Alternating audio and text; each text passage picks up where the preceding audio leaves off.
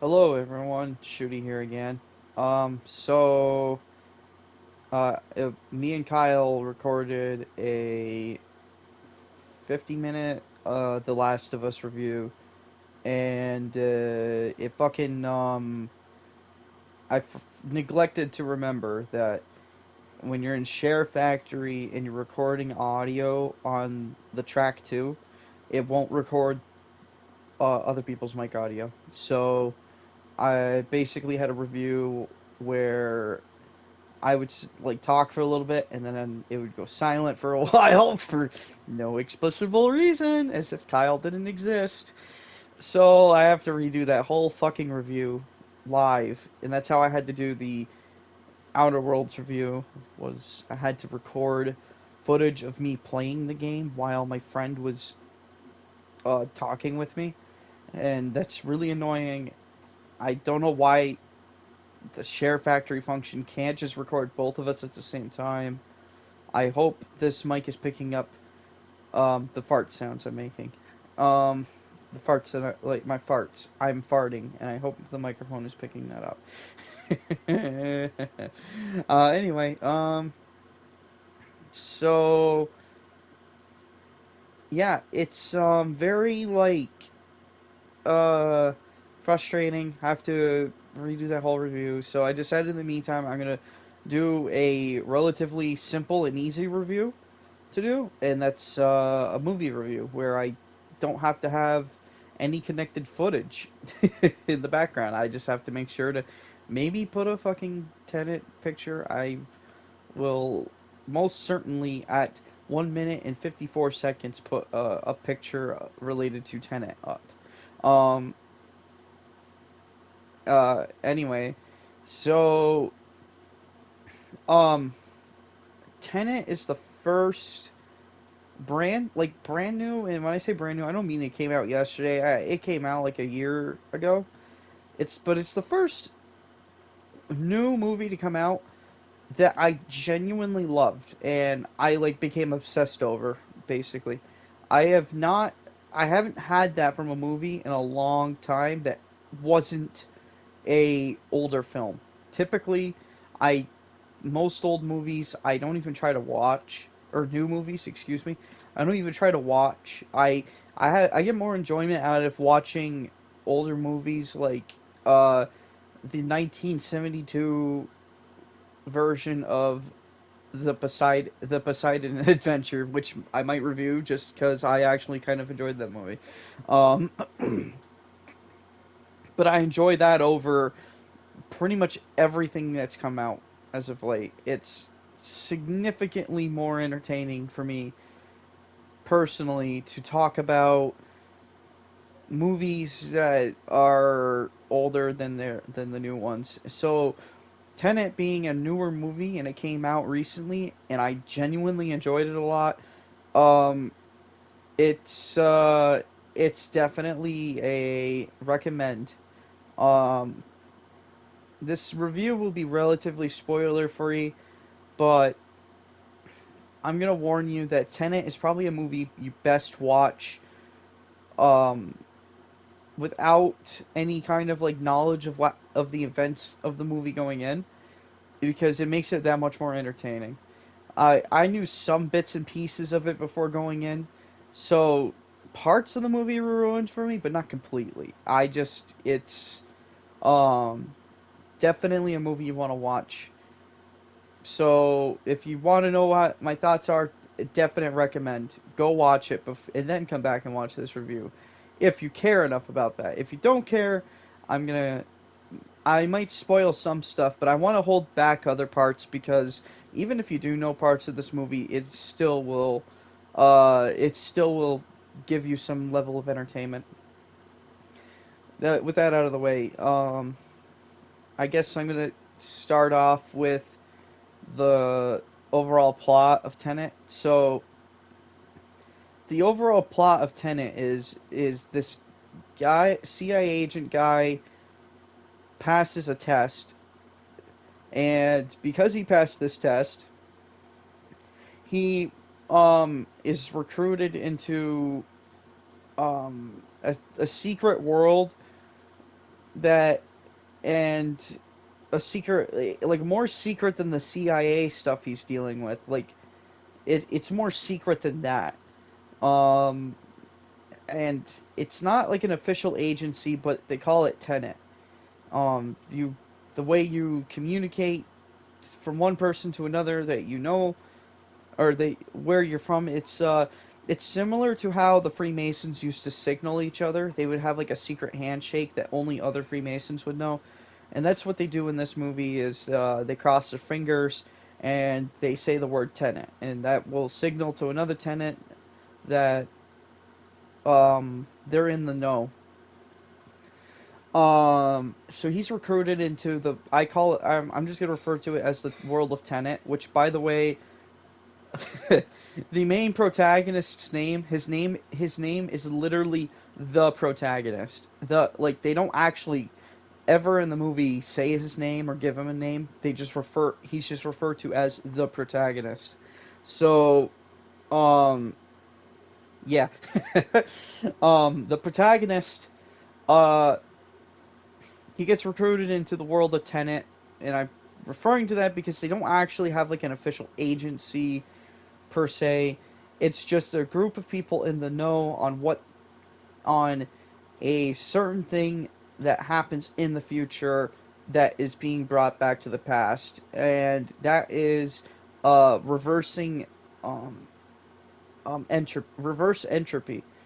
Uh, it's established that in the future, a scientist will develop a way to reverse an object's entropy and send it back in time, which sounds like pretty like yeah so, but it's the way they send stuff back in time that makes it interesting.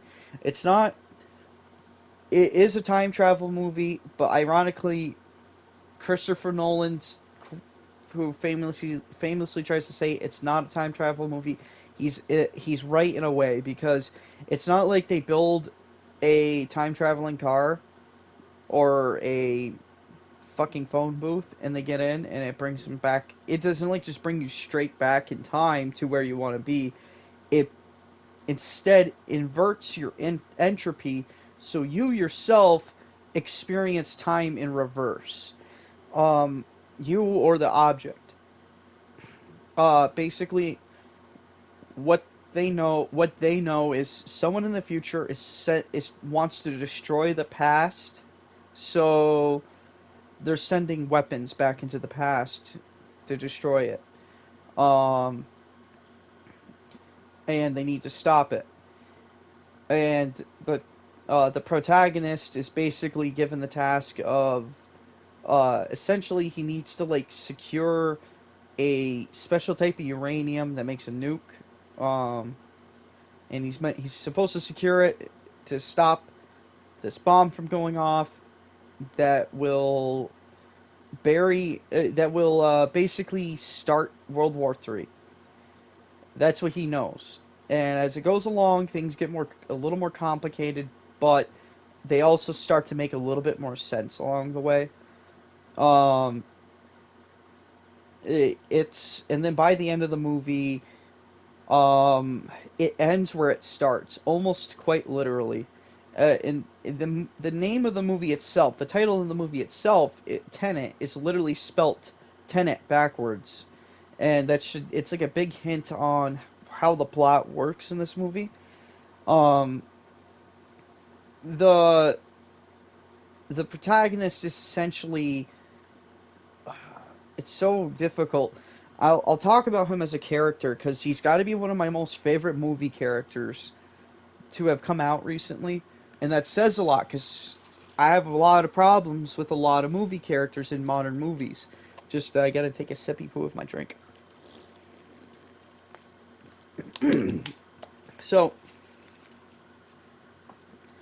the protagonist is unlike a lot of modern movie protagonists. He's actually very like heroic, and what I mean by that is that a lot of other movies and stuff, like even like Transformers or Superman movies and shit like that now, it's like the hero has like very little regard for the innocent lives around him, and they will typically end up trying to kill or not try, but they'll do things that'll like kill or hurt innocent people, and that's not what the protagonist is like in this movie. He actually like a few times in the movie will uh make it very clear that he doesn't want to hurt innocent people, and he actually does takes actions to save innocent people, and really like uh it really like made me happy to see that, because you don't see that a lot anymore. A lot of the times protagonists will like they'll get in a car chase, and they're getting like it's like an intense car chase on the highway, and there's a gunfight, and they're shooting, but then you see like there's a bunch of civilians all around them, and all I can think is like, how do you not worry about accidentally killing a civilian in a straight? And in this movie, he like legit just goes out of his way to like make sure innocent lives don't get killed a couple of times. Um, and then on top of that, he's like very like his character feels like a character who um so the best way I could explain his character is like he's like that kid who wanted to join the army because of Call of Duty, and then it turns out though the world's very different from Call of Duty. And that's what the protagonist is like. Is he wants to be like 007. He wants to be this like very suave, uh, smooth talking badass, but the world around him is too serious for that. So it's just kind of funny because you have these moments like he goes like he gets brought into like the kitchen of this restaurant by some goons, and because they're gonna beat him up, and he knows it, and he walks through the door and he says, "I ordered the hot sauce an hour ago," and they don't even like react to what he said. They just punch him in the gut. Just like it's like this world like doesn't give a fuck about him. They just want to. They just but he wants to have fun doing what he's doing, and it really helped me like his character a lot. Um. And then there's Neil, who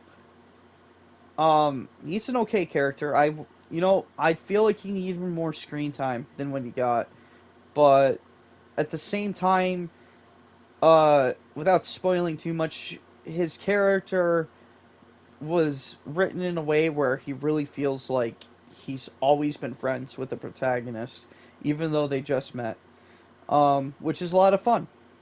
I think Robert Pattinson and the protagonist. Sorry, I don't remember the actor's real name, but they have a pretty good chemistry with each other. They really work well with each other. Um, uh, almost all the characters are really good in this. The villain, he's excellent. Like he's most of the time he's not a very shouty enemy. There's a couple times where he gets so pissed he starts frothing at the mouth, but unlike most other villains you see in movies, he's not like always frothing at the mouth. Like you see that way too much now. Like with the bad guy, he gets so angry like at the stupidest shit that he starts. This guy's like a very classic villain. He's just like doesn't give a fuck. He doesn't want to hear stupid excuses. He doesn't want. He's very like um on top of his shit. He's quick thinking, but he's also a brute. He's a very versatile villain. He's well acted. Um, Cold as fuck. I mean, just cold as fuck. I have not seen a movie villain this cold in a while. Um, but yeah, it's a very great casting in this movie. Um, the special effects are for the most part practical. I don't think there. I think I watched a thing where it said like only like there's like 5 or 6 different instances of VXF CGI stuff. Most of the movie is actually like practical effects, which is par for the course for a Christopher Nolan film. But it makes me very happy that it's got a lot of practical effects, because everything looks good in this movie. Like, it doesn't look like dog shit fucking CGI.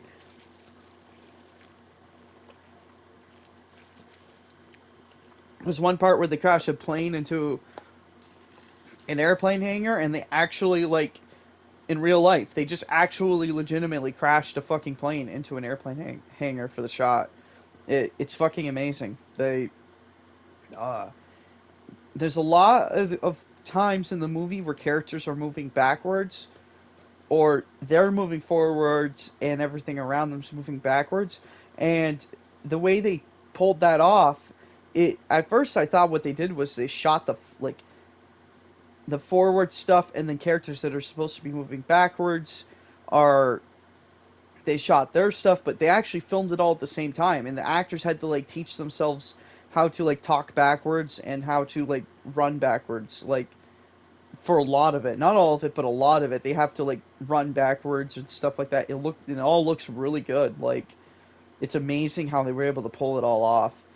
The especially what I call the midway point of the movie, and I think it's a little past the midway point, but essentially midway through the movie, I want to say they go back to the airport, um, because the movie goes back to the airport, and the first time the movie goes to the airport, it's Tenet and Neil.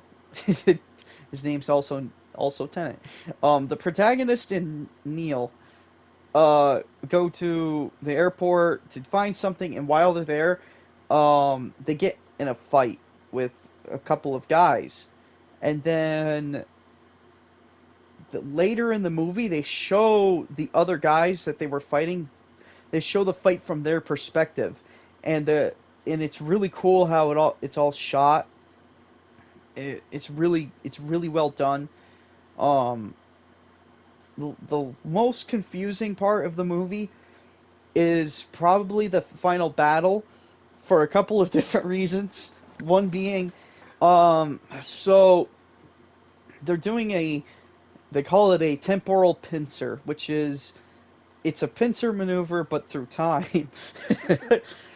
The way the movie sets it up is there's a red team that's going forward in time and a blue team coming back in time. The blue team coming back in time comes back when the red team is landing, or the blue team is leaving the battle when the red team is landing for the battle. And blue team basically goes back and gives red team intel on what happens during the battle. And then red team goes in, and when red team's leaving, blue team is coming in. I know that sounds very confusing because it is, but that's like that's how they plot it out. And the reason why it gets super confusing is because when they're showing this battle, they try to play both. They try to play the battle, both blue team and red team's perspectives at the same time. And that's kind of where the confusion comes from, because you really have to pay attention to what each team is doing and stuff like that. Especially at the midway point of the battle. The battle is like a 10-minute battle, and I don't mean like 10 minutes in movie time. I mean like 10 minutes in in their time. Like, from the movie's perspective, the battle lasts for 10 minutes, and at 5 minutes, blue team and red team shoot the same building at the same time. But when they do that, it does some wonky time shit, and they don't explain why they do that very well. So that kind of adds a little more to the confusion.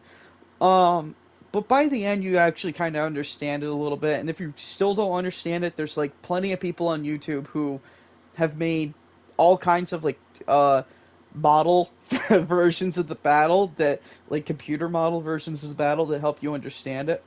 Um, the the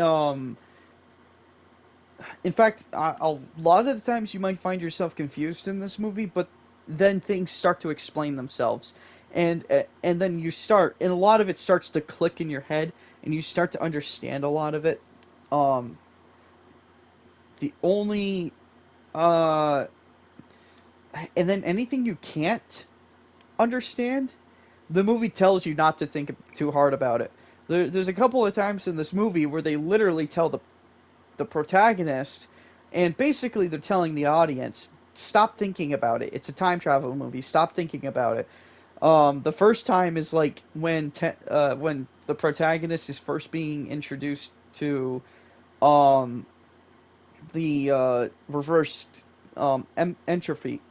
I can never pronounce that word right. He's being introduced to reverse entropy, and um, basically the lady tells him not to think too hard about it. And then the second time in the movie, um, they're talking about what's called what they refer to as the grandfather paradox, which I've never heard this example made before, but I think they made it up for the movie. But basically, it's the idea that what if you traveled back in time and killed your own grandfather before your father was born?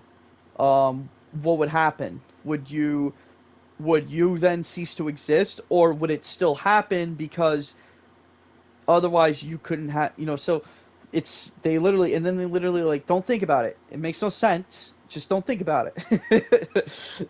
It's basically Christopher Nolan telling you to enjoy the movie inside the movie, and I like that a lot. I respect that because it's not like treating the viewers like they're dummies. It's just telling you, like, you got to enjoy the movie sometimes. Sometimes you have to use your suspension of disbelief, and I like that. You don't get that. You don't often get to like enjoy a time travel movie that much because too more often than not, people will think too hard about it, and it's not that that's a bad thing because you want things to make sense. But if sometimes something can't make sense, um, it can drive you insane, and it can drive you to not like something anymore.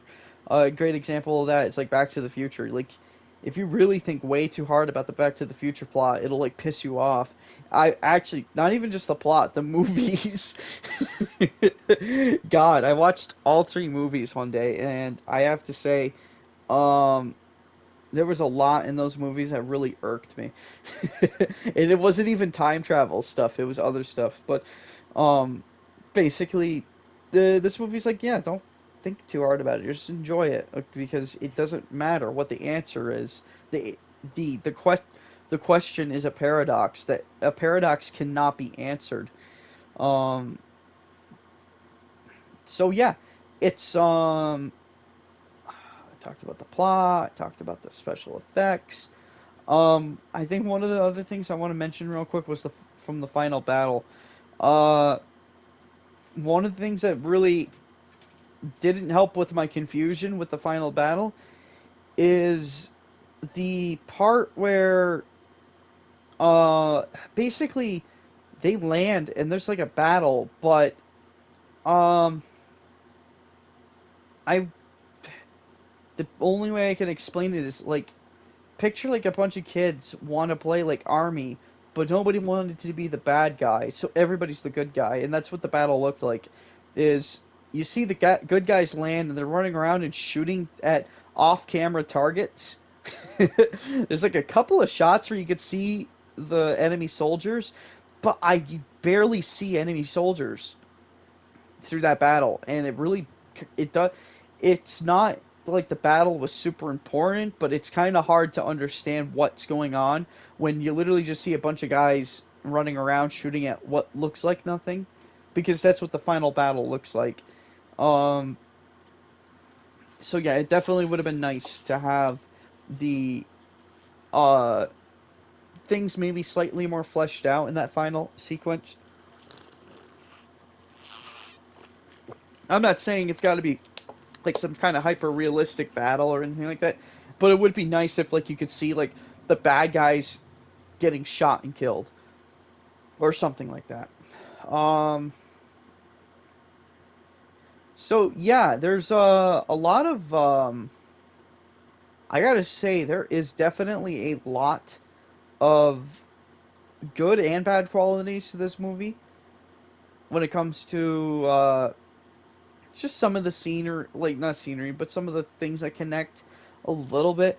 But overall, I think this movie's like really fucking good. It's great. I haven't seen a movie this good in a long time. I highly recommend, highly recommend this movie for sure.